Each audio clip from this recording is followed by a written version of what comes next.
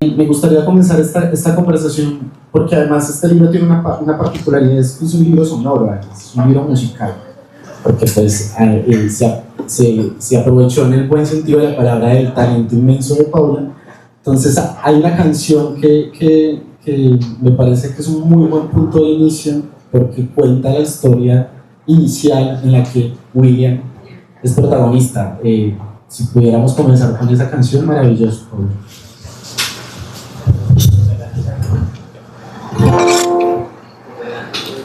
Y este es El Iguanodonte Carretero.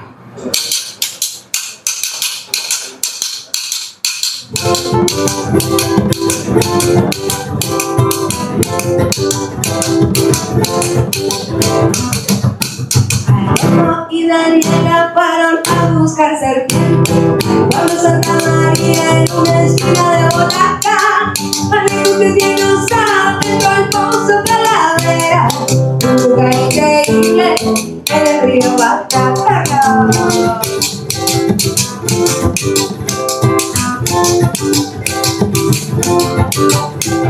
Llegamos con la turquesa, nos toca una gran sorpresa, unas marcas misteriosas en una gran pared.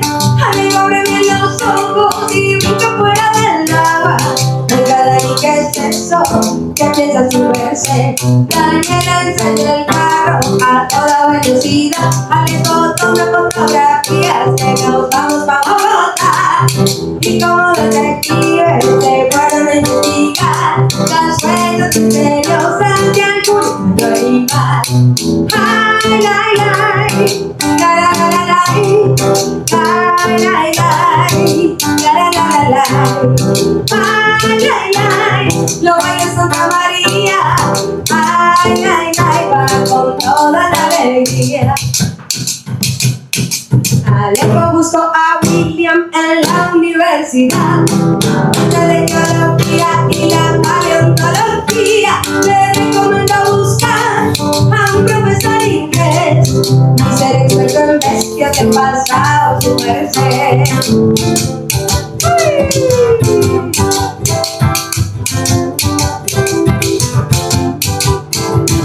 El vino Alejandro de donde trajo esa evidencia. Quizás estuvo en Europa, el rastro todo me tomó. Pero no fue muy lejos, la tomé en Boyacá. Eso es imposible, son huellas de Iguanodonte. Eso gasta la historia, son huellas de Iguanodonte. Y así descubrieron por pura casualidad evidencia de un dinosaurio Iguanodonte en Boyacá, que vino desde Europa a comprarse una ruana y de paso a bailar a una carranga. Ay, ay, ay, el Iguanodonte, ay, ay, ay, más alto que un mastodonte. Ay, ay, ay, se puso a bailar carranga. Ay, ay, ay, que ella se armó la pachanga. Carrita, rico, carrita, todos volando, todos volando. Los dinosaurios ya van llegando, Santa María va celebrando. Y se resolvió el misterio de las huellas boyacenses. Dinosaurio Riquilla, ya dentro de Boyacá, que vino desde Europa y dejó enormes huellas en un terreno plano que hoy es una pared. En un terreno plano que hoy es una pared, una pared, una pared, una pared, una pared. Ay, ay, ay, el Iguanodonte, ay, ay, ay, más largo que un mastodonte. Ay, ay, ay, se puso a bailar carranga. Ay, ay, ay, que ella se armó la pachanga. Carrita, rico, carrita, todos volando, todos volando. Los dinosaurios ya van llegando, Santa María va celebrando.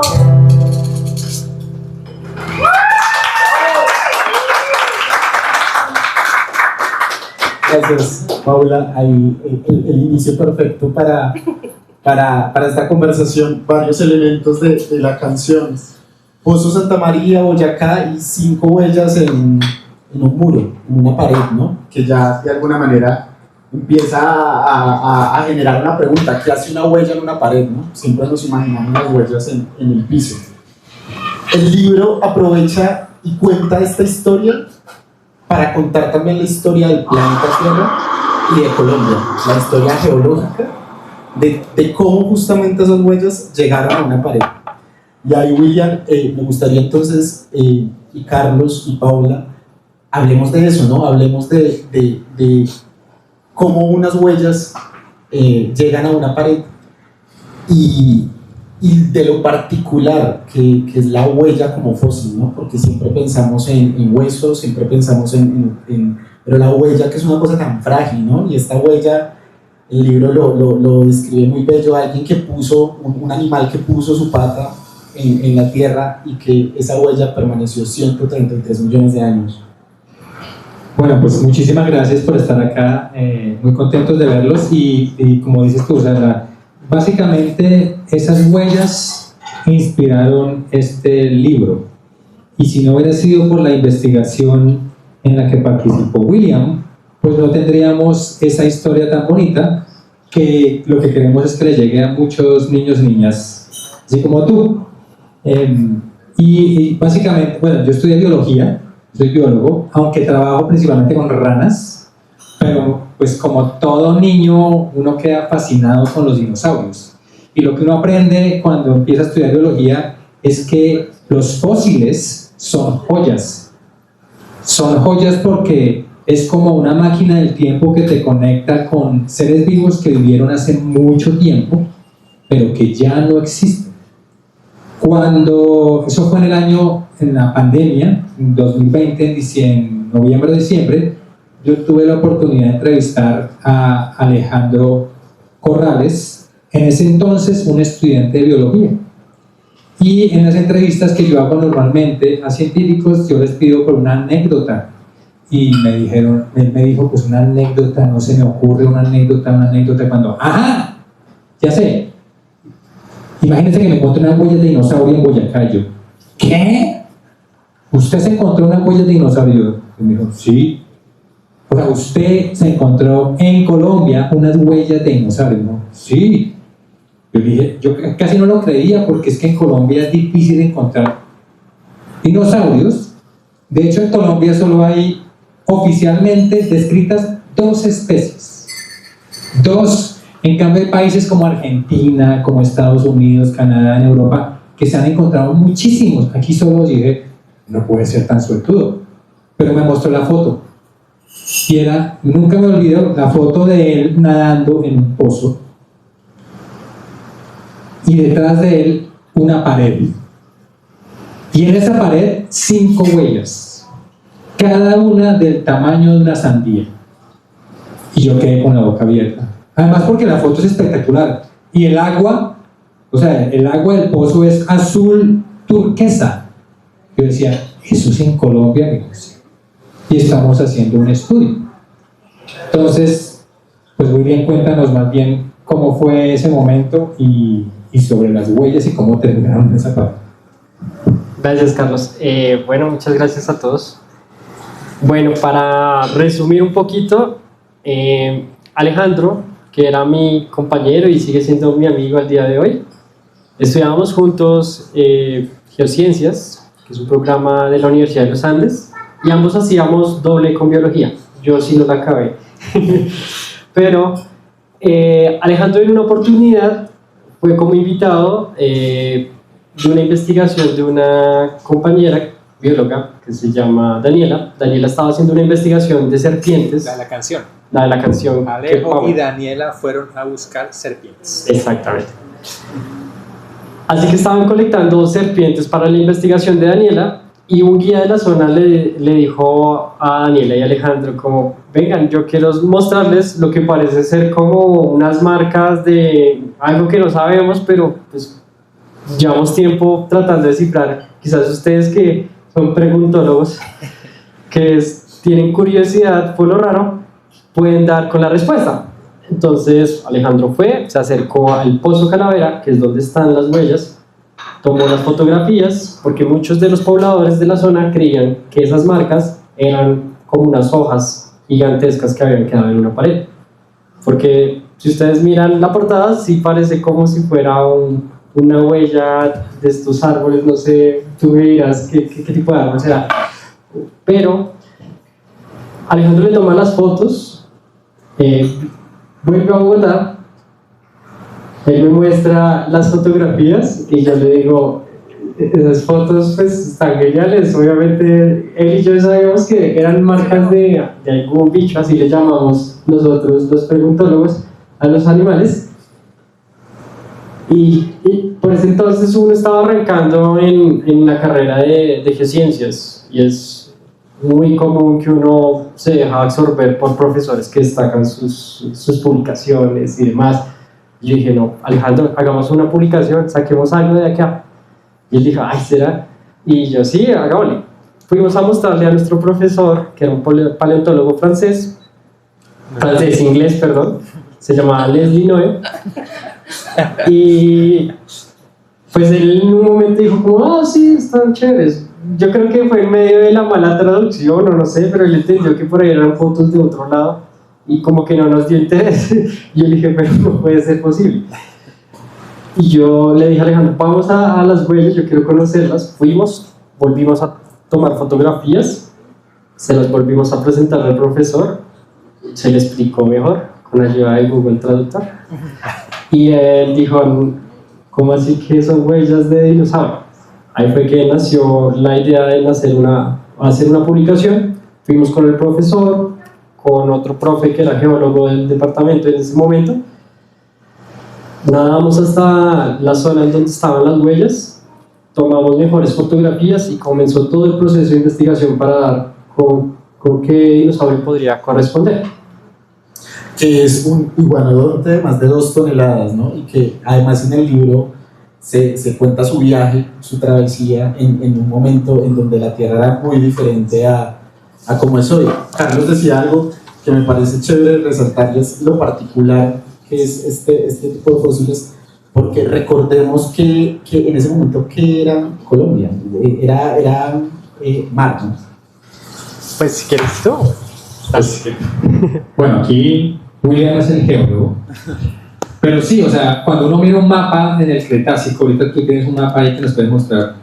El Cretácico es, o sea, los dinosaurios vivieron como en ese periodo, incluido el Triásico, Jurásico y Cretácico.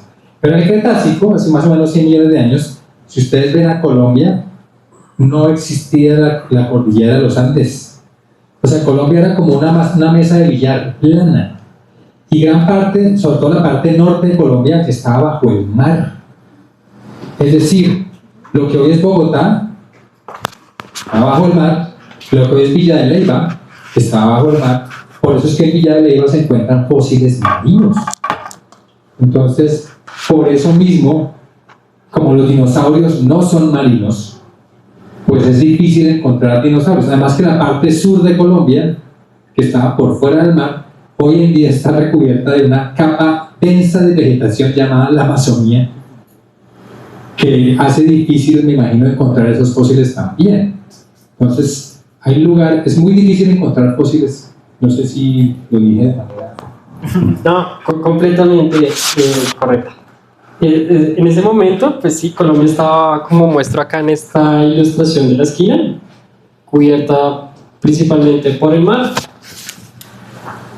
Y existía 2 supercontinentes en ese momento, lo que se llamaba la Eurasia y Gondwana. Gondwana, África y Sudamérica, era lo que conocemos como Gondwana, y la Eurasia, que era Norteamérica con Europa.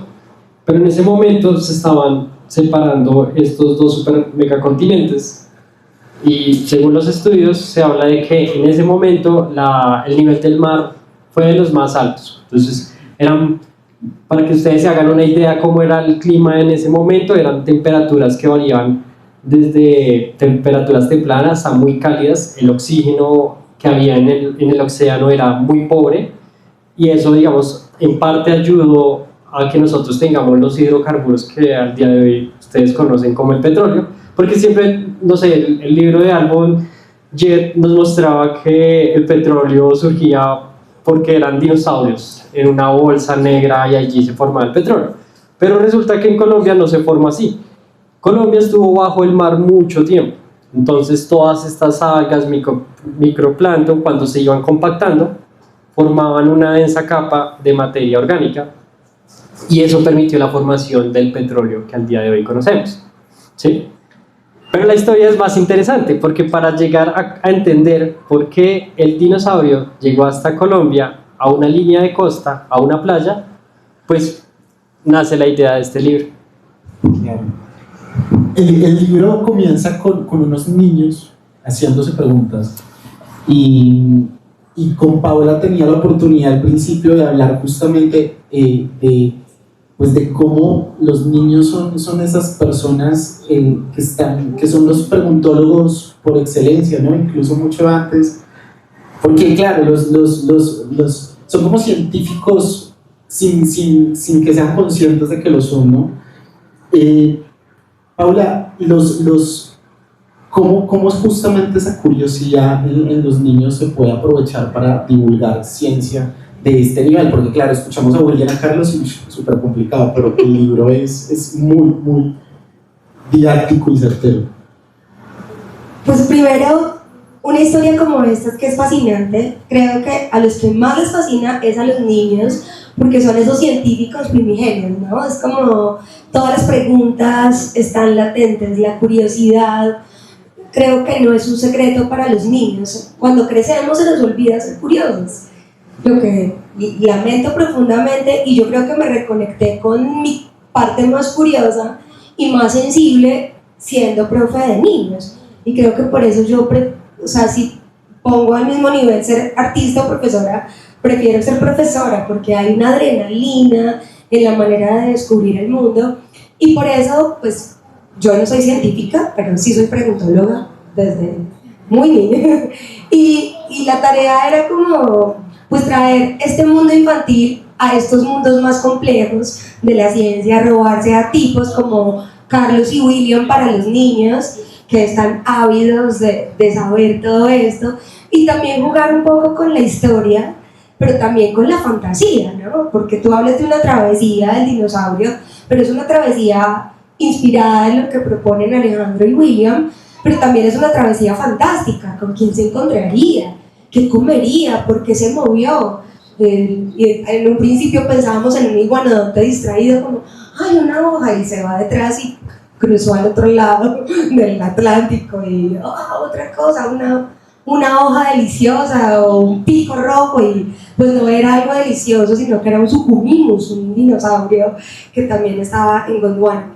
Entonces yo creo que estos libros potencian esas preguntas, que también ponen al mismo nivel las preguntas con las respuestas, porque además como adultos estamos obsesionados con tener como el poder del conocimiento, y creo que no hay nada más divertido que trabajar con niños, porque uno se pone a nivel como, oigan, yo no sé nada de dinosaurios, investiguemos juntos, y se vuelve fascinante el aprendizaje. Entonces creo que una de las cosas más importantes de la propuesta de la historia, con lo que hacen Alejandro y William, con todo lo de divulgación de Carlos y su experiencia, es decirle a los niños, las preguntas que ustedes hacen son tan importantes como las preguntas que se hicieron Alejandro y William, que además vale la pena decir que se arriesgaron porque eran chiquitos, o sea, estaban en pregrado, ¿no? Sí, estábamos en segundo semestre. O sea, ¿cuántos años tenías? ¿19? Como 18. Imagínense, o sea, creo que le debes mucho a ese William de 18 años, que seguramente uno de los 20 y tantos no tendría el valor de hacerlo. Entonces, como decirle a los niños, oigan, es tan valioso lo que ustedes preguntan, como lo que se preguntó William y Alejandro, como lo que se pregunta Carlos más grande, y pues esas huellas han sido la inspiración para que la preguntología ahora sea el poder de la revolución educativa. No, claro, además las preguntas, lo que William adelantaba, la pregunta de cómo cruzó, para qué cruzó, qué pasó cuando llegó acá, y que de hecho el libro no, creo que promueve como muchas más preguntas de las respuestas que da, que por supuesto da.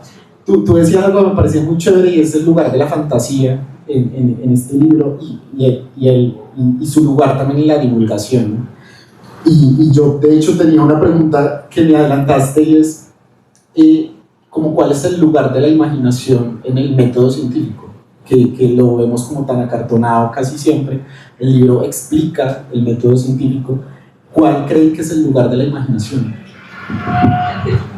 Hay una de las canciones del libro que se llama Cuando miro al cielo, y cuando la escribí pensaba mucho en esa Paula niña que quería descifrar qué era la luna, ¿no? Como las estrellas, y pensaba cuánto le debo a esa niña que fantaseaba responder esas preguntas fantásticas. Y yo creo que la ciencia pues está ligada con la imaginación y con la poesía misma, ¿no? Como si no se hicieran preguntas descabelladas. O sea, si William no hubiese enfocado a Alejandro, no, como venga, tomemos más fotos, yo creo que hay algo ahí, el bicho, o sea, no me imagino cuántas formas habrá tenido el bicho antes de ser una iguanodonte. Entonces, pues, desde mi parte como profesora, que es lo que más me gusta hacer, creo que la imaginación es vital para poder desarrollar un proyecto, para desarrollar una investigación. No sé qué dicen los pesos. No, pues, o sea, para mí la ciencia sin imaginación es súper aburrida.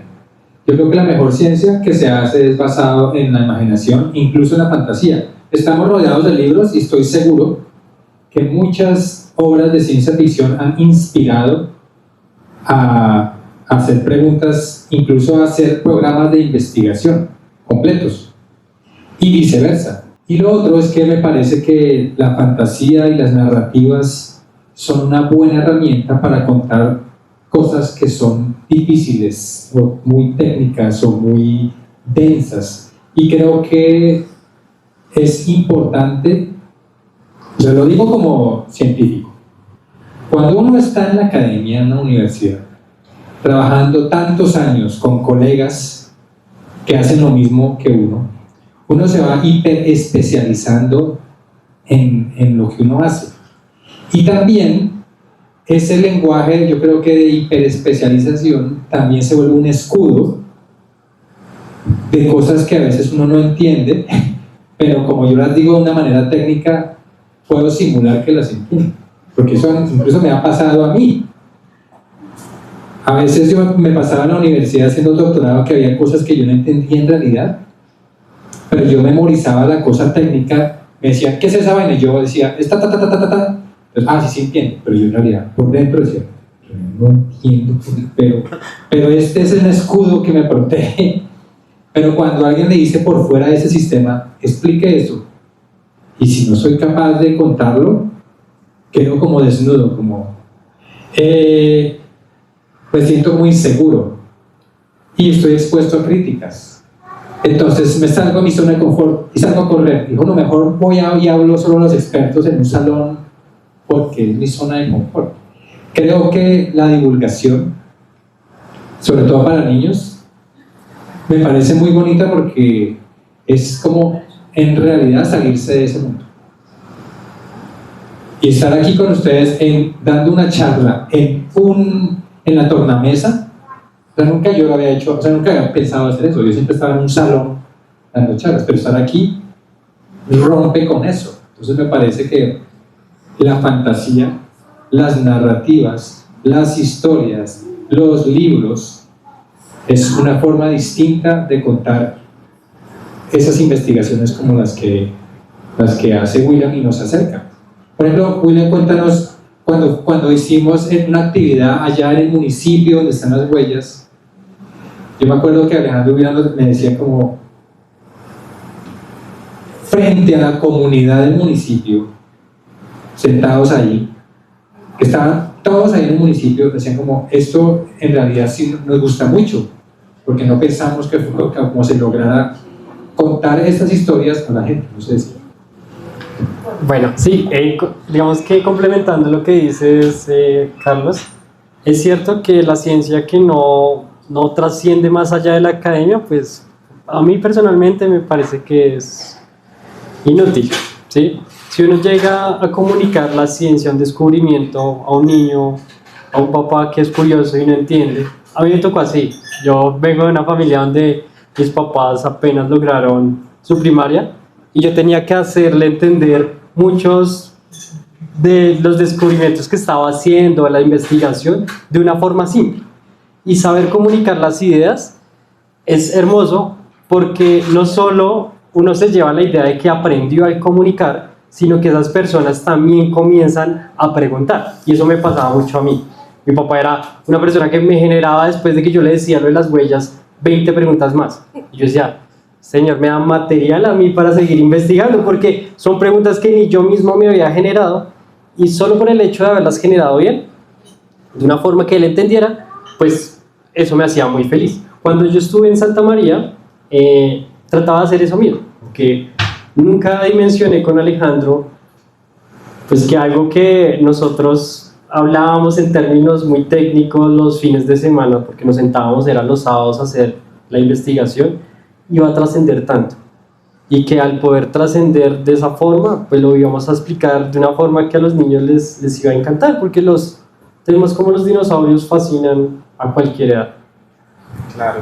Sí, esos ángulos que nos pueden dar los demás cuando les contamos algo, que además, cuando Carlos decía que, claro, los científicos a veces usan eso como escudo, un niño hace todo lo contrario. Un niño se encuentra con algo y de una va y se lo quiere contar a todo el mundo. Y es muy chévere esa forma de compartir el conocimiento que tienen los niños.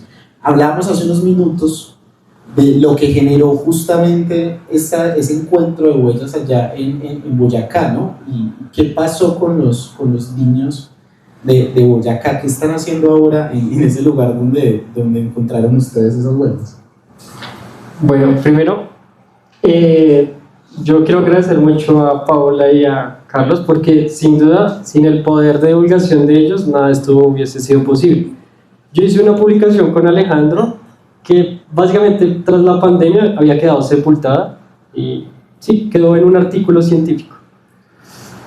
Tuvo una trascendencia tal, y lo digo al día de hoy, que generó una exposición a la que fueron más de 50,000 personas, que atrajo a toda una comunidad, una explosión de influencers, una exposición, una escultura, una canción nace allí, un libro, y toda una apropiación en un municipio como Santa María. Ustedes sabrán, van y visitan al municipio y la gente es maravillada, se enorgullece de estar allí, de saber que son un sitio donde el turismo ecológico puede funcionar. Y con respecto a tu pregunta, lo que me parece increíble es que en las universidades de todo el país se produce tanto conocimiento, tanta creación, pero a veces no sale, o sea, se queda en los artículos. Pero yo sí creo que si saldrían cosas que uno no puede predecir. Entonces, en esta investigación, por ejemplo, ya los niños del colegio, ellos solos van por el río buscando huellas y empiezan, se los muestran a la profesora del colegio, y la profesora del colegio nos mandan a William y a mí las fotos. Miren que se encontraron los niños, y eso inspira más investigaciones, todo eso por las huellas. El equipo de fútbol ahora se llaman los iguanodontes del municipio. El equipo de ciclismo se llaman los iguanodontes. La escultura del iguanodonte está en la plaza central enfrente de la iglesia. El cura bendijo el dinosaurio. Ahora los hoteles se llenan, los restaurantes se llenan. Entonces es como un cambio gracias a una investigación que sale de una universidad. Entonces yo entiendo que a veces uno como académico dice, no, pero es que yo no puedo contar esto que yo hago de otra manera porque ya no soy preciso. Yo entiendo que la precisión es importante con los colegas, obviamente, yo también estoy de acuerdo con eso, pero yo tengo que encontrarme un punto intermedio para comunicarme. Gracias, yo también quiero agradecerle tanto a William por el origen de la investigación y también por esa apertura que ha tenido en querer compartir, ir más allá, porque eso es, si no hubiera sido, capaz que si no hubiera sido William o Alejandro, sino otra persona, la disposición. Sí, tampoco hubiera sido posible todo esto. Pero tampoco hubiera sido posible sin alguien como Paula, porque es que ella es artista. Entonces, sin ella, estas canciones pues no existirían. Una canción puede la duración en el tiempo de una canción, o sea, yo no conocía eso. Entonces, cuando a veces vamos a conciertos y los niños, ahorita la niña estaba cantando la canción, y cuando un niño canta una canción, estoy seguro que ella va, en 18 años ella se va a seguir acordando. O sea, claro. Entonces, eso es como un factor multiplicador, y si no hubiera sido por la disposición también de Paula de querer contar esas historias, pues tampoco hubiera funcionado todo. Entonces, yo sí creo que en Colombia los profesores, los científicos, las personas que trabajan en los municipios debemos pues unirnos y trabajar juntos para eso. La poesía de la ciencia.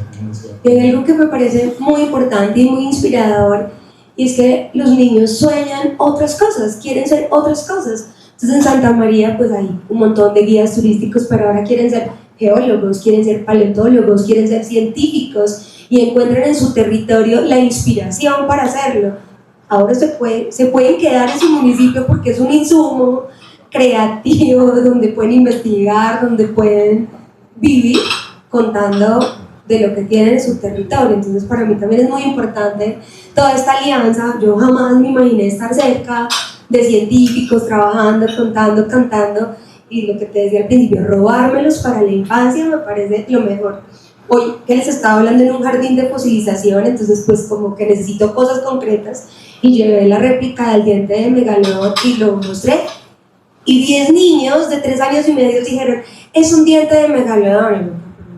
¿Qué está pasando? O sea, estos niños están accediendo con la música, con estos libros, a una información que también les da pues para soñar ser otra cosa. Claro, lo que contabas incluso ahora, nos contabas de lo impresionante que es ver a niños cantando una canción con un nombre de un tiburón de hace mucho tiempo, ¿no? Sí, así cuando te hablan, no, y Carcarón, Carcarias, es como, wow.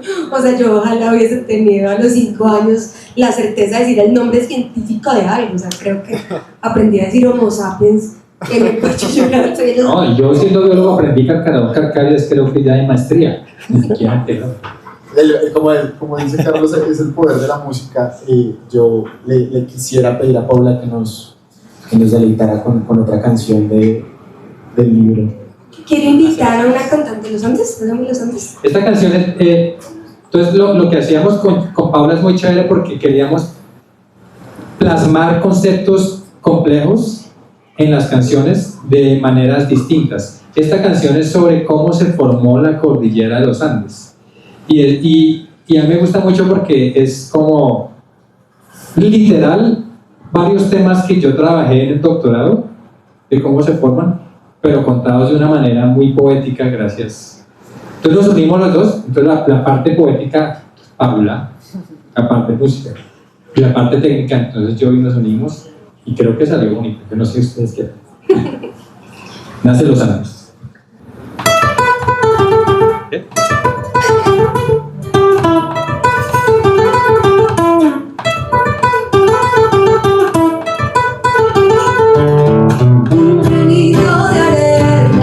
Estaba solo en el mar, luego se juntaron dos, no fue suficiente, luego un millón. Vino el mar más caliente, que los juntó de repente, se hizo un pedazo enorme de tierra que unieron formó un continente.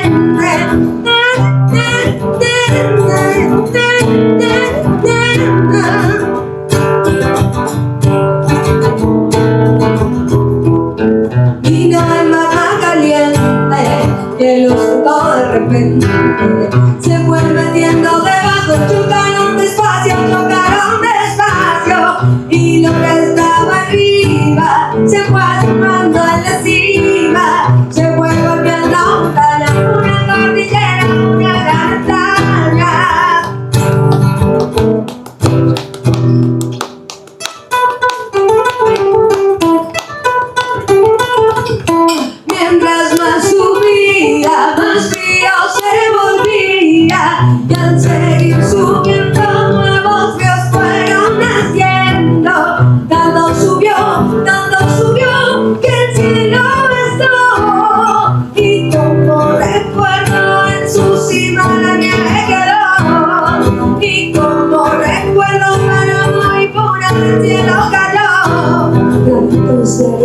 más magma caliente. Millones de años forman continentes, chocaron las placas, hicieron montañas, una cordillera en forma de hilera. Sube hasta el río, nacen los ríos, un beso en el cielo, abrazo de ancestros. Bosques de niebla, bosques de altura, esponjas de agua, de vida es la cuna. Mientras más subía, más frío se volvía. Y al seguir subiendo, nuevos ríos fueron naciendo.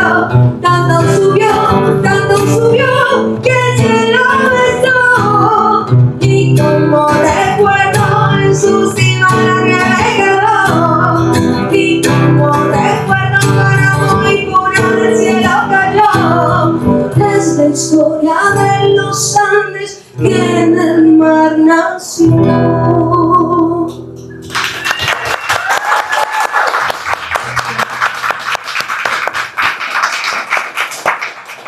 Además, yo creo que incluso a los adultos, ¿no? O sea, es una cosa preciosa. Yo salgo de acá a leer la historia de los Andes. ¿Qué pueden aprender los adultos del modo en que los niños se acercan a la ciencia?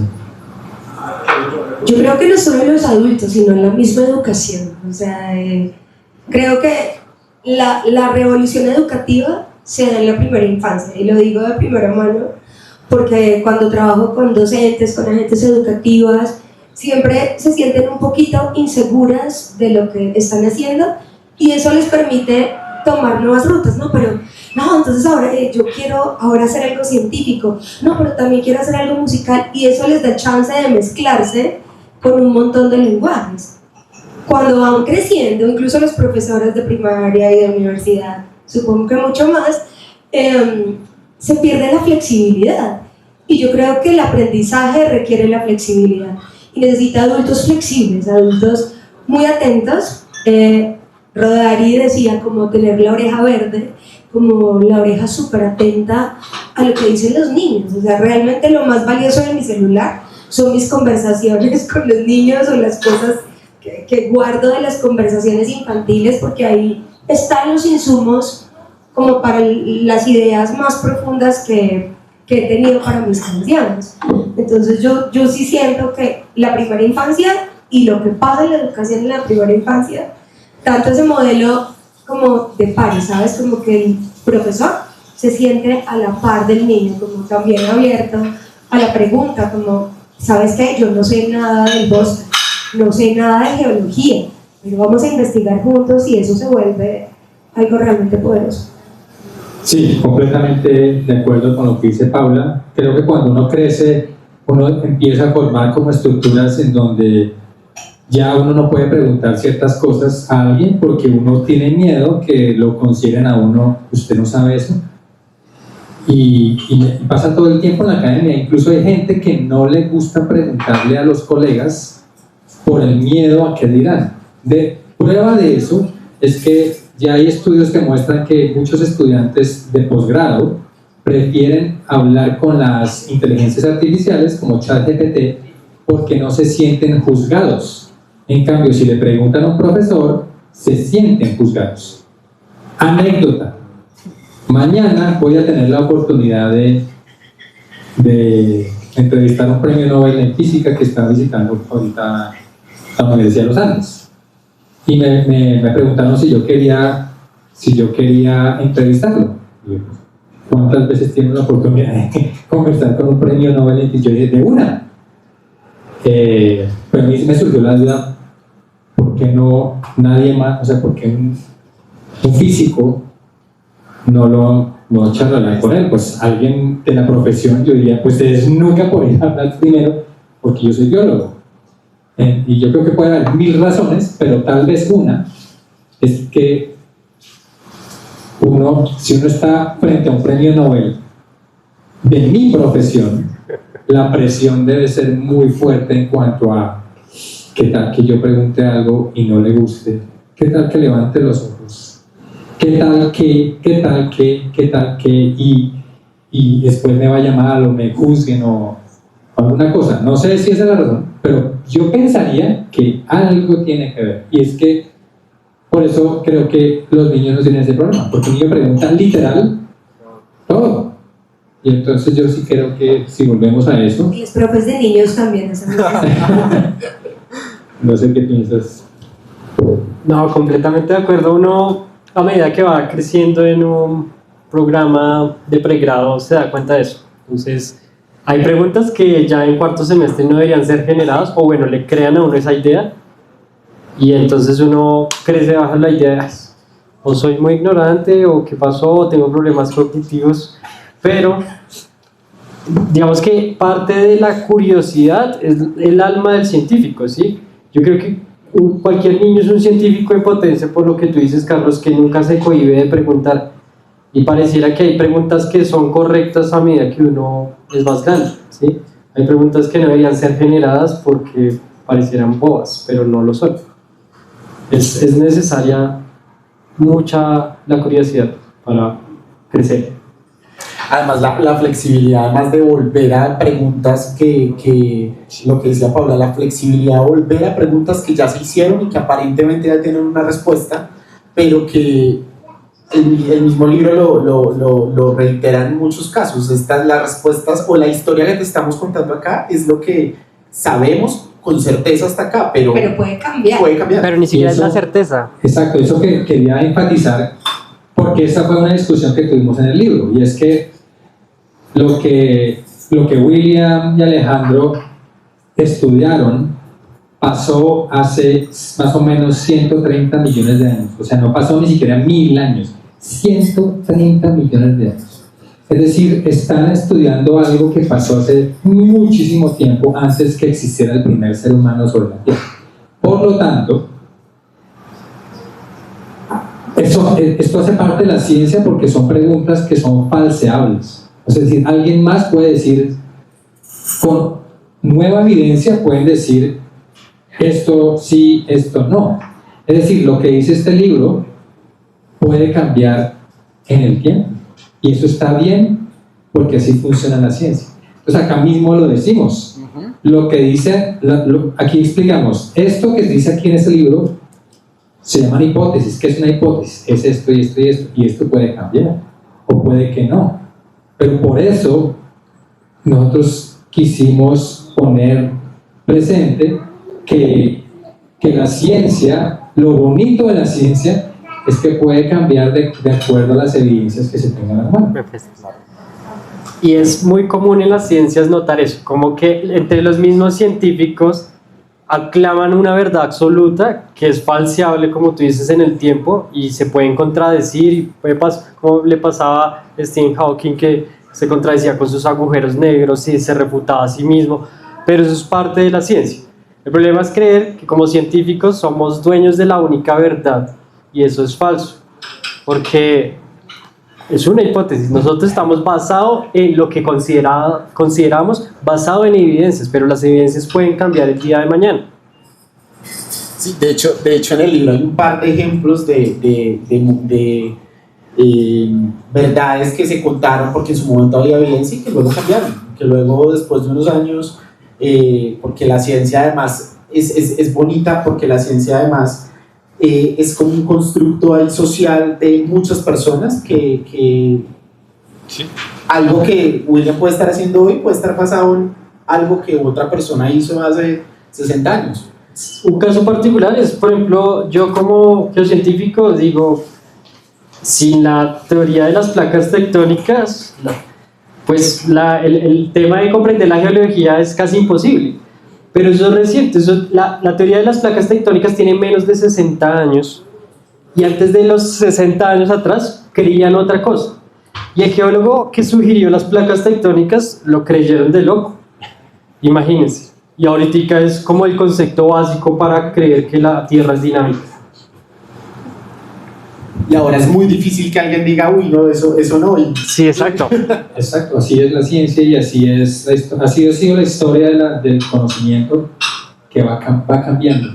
Y no sabemos en 10 años qué se va a cambiar de lo que hoy consideramos herejía pensar que no es así. Entonces, por eso queríamos que algo fundamental de este libro fuera que el conocimiento es dinámico, que el conocimiento cambia y que no hay verdades absolutas como dice el libro. claro. Ahorita Carlos hablaba un poco en esa línea de que el libro es muy claro en eso. Hablabas un poco de esa tensión que siempre hay entre la divulgación y la precisión. Y yo les decía hace unos minutos que este libro es un libro que no subestima al lector, ni al niño ni al adulto que lo pueda leer. Es un libro que explica las cosas y las explica bien, con profundidad y de una manera clara y bella. Y me parece que eso, no sé Paula, pero a veces como con los niños y niñas, no sé si es una apreciación mía, pero a veces hay un poco de condescendencia en cómo les hablamos, ¿no? Y los niños necesitan claridad y más disposición que subestimarlos, ¿no? Es que a veces infantilizamos como nuestras conversaciones con los niños. A mí me encantó cuando yo llegué a vivir a Bogotá y llegué a un jardín con énfasis en literatura, espantapájaros, los niños tenían como otra dinámica, o sea, ninguno le decía sino como, no, mira, los osos pueden comer. Yo pensaba como, wow, me encanta cómo tratan a los niños de tú a tú. Y eso a mí me revolucionó, tanto que yo llegué así con un disco bajo el brazo, firmé con una gran disquera y yo después decía, ay, yo solo quiero ser profesora, a mí me gusta más esto que decían, ¿qué te vas a poner para los premios Shock? Yo no, como que me emociona más esta parte de la vida. Y yo creo que es un momento bueno para aprovechar y hablar de nuestro editor Juan Pablo Mojica, que es el preguntólogo mayor, o sea, no es científico, pero es un editor de un nivel de curiosidad, de estudio, de necesidad de la ciencia en su vida. Entonces, él no nos hizo fácil la escritura del libro. O sea, siempre estábamos rehaciendo como la misma ciencia a las páginas y él se aseguró de no infantilizar cómo contábamos sin que dejara de ser sencillo, pero cómo le estábamos contando a los niños y a los lectores sobre el libro. Y pues, no sé, la prueba es mi mamá, por ejemplo, que mi mamá pues nada que ver con esto y las preguntas que me hace y cómo he entendido eso me fascina pensar que mi mamá lo entiende, pero los niños a los que visité esta mañana en el jardín también lo comprenden. Y yo creo que es estar seguro del interlocutor que tienes. Entonces mi compañero con el que fui me dijo, es que no le dijiste que era una hipótesis a los niños. Entonces me quedé pensando y me dije, no, pero es que pues al fin y al cabo ellos sacaron la conclusión porque les pregunté qué pensaban, cómo había hecho las huellas en la pared. Y uno me dijo, es que era un dinosaurio pintor. Entonces, o sea, es como que poesía natural. Y todos empezaron a decir cosas y obviamente no dije esas son hipótesis, pero sí usé la palabra y todos entendieron de qué se trataba. Entonces los niños son increíbles. Incluso en el tema de infantilizar, incluso en las canciones también, porque yo recuerdo que haciendo estas canciones y también el libro previo de Tiburones, las canciones eran largas, como de 7 minutos. Y entonces Pablo me decía, pues el estándar de infantil es que duren menos de que 3. Y nosotros, pero pues, ¿y por qué 3? Porque es lo que el estándar, y no, pues no hagamos ningún estándar, hagamos las de 7. Y también los formatos, entonces el tipo de música. En este libro, ahorita les vamos a interpretar un bolero. Carlos, pero hablando de eso, íbamos a tener unos invitados super rockstar en la canción de La Carranga, y dijeron que no porque era una canción muy larga y que no se parecía a lo de como a Canticuentos, ¿cierto? Entonces no es que nosotros somos otra cosa súper distinta, y de hecho La Carranga dura 5 minutos y no la tenemos. Volvemos al tema de la flexibilidad, ¿no? Sí, entonces hay de todos los géneros, de rock así súper pesado hasta el bolero. Yo diría, pero es que el bolero no es para niños, es una música infantil. ¿Quién dijo que no? ¿Quién ha hecho un estudio con experimentos para poner el bolero aquí? Sino que a veces uno también cae en esos estereotipos y que la música infantil tiene que ser muy, de cierta manera, no. Entonces, por eso también me gustan esos proyectos como que rompamos esquemas, o sea, como que no hay reglas. Salen un poco de esos encasillamientos. ¿William quiere agregar algo? No. Vamos. Entonces, escuchemos ese bolero. Escuchémoslo. Entonces, la introducción a este bolero es que resulta que los dinosaurios, sí, que no eran las aves, resulta que las aves modernas, desde la paloma callejera, canequera, desde la paloma pasando hasta el colibrí y el avestruz y el águila, son dinosaurios, es lo que nos dice la ciencia.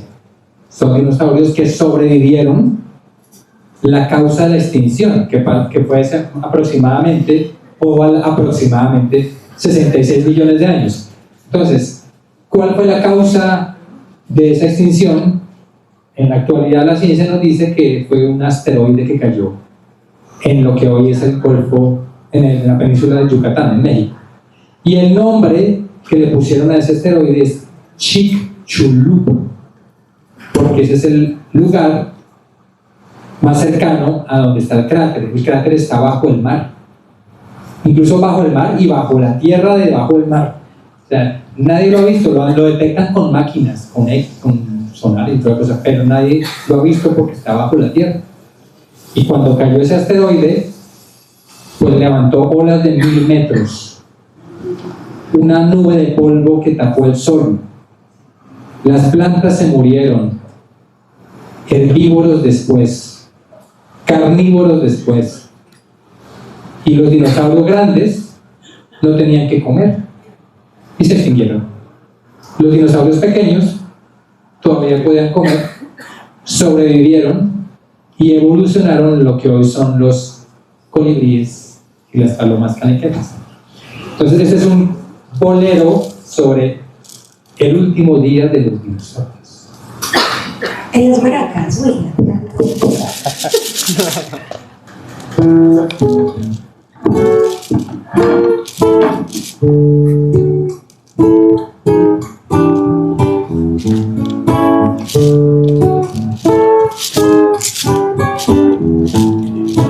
Era una tarde soleada desde Yucatán.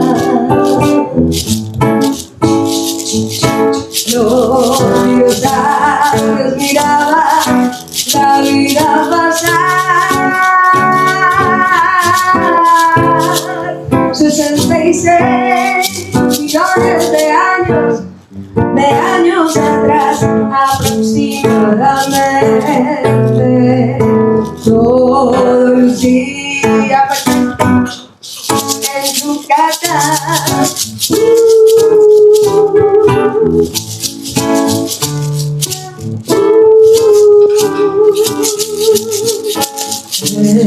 La nostalgia de la tarde mientras se puso el sol.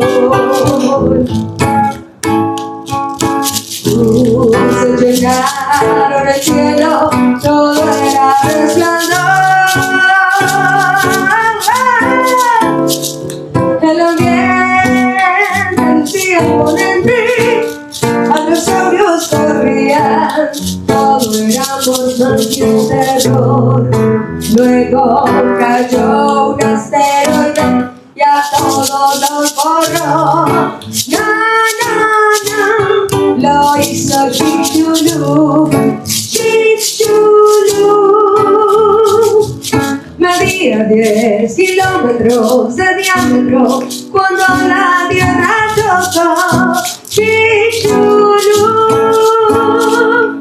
a 20 kilómetros por segundo el planeta impactó. Y la gran explosión se escuchó por todo el lugar.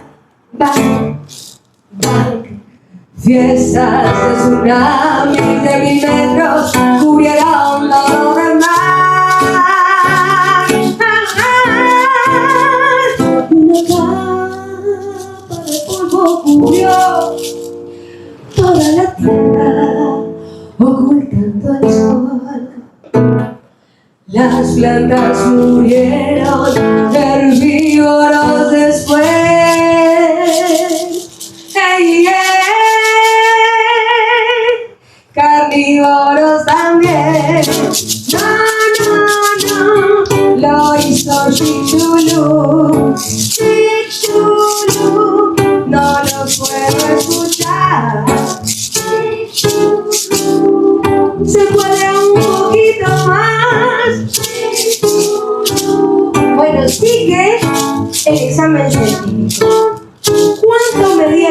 después de que cayó hace muchos millones de años.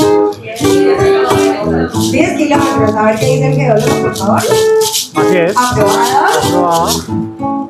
¿A qué velocidad venía? A 20 kilómetros por segundo. Punto para el señor. ¿Hace cuántos millones de años cayó Chicxulub? 66 millones de años. Lo hizo Chicxulub. Un poco de volumen. Cayó en Yucatán. Las plantas se murieron. Herbívoros después, carnívoros también. Lo hizo. ¿Quién lo hizo? Lo hizo Chicxulub. No, no, no.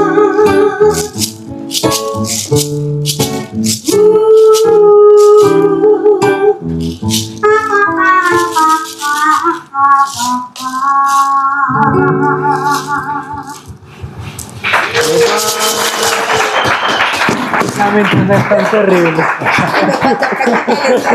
Contratado.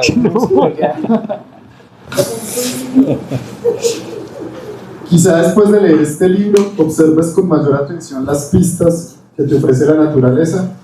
Las respuestas están allí, esperando pacientemente tus preguntas, esperando a que tú, un auténtico preguntólogo, te animes a descubrirlas. Muchas gracias por este espacio. Me gustaría que terminaran haciendo una invitación a que lean la maravillosa aventura de este dinosaurio.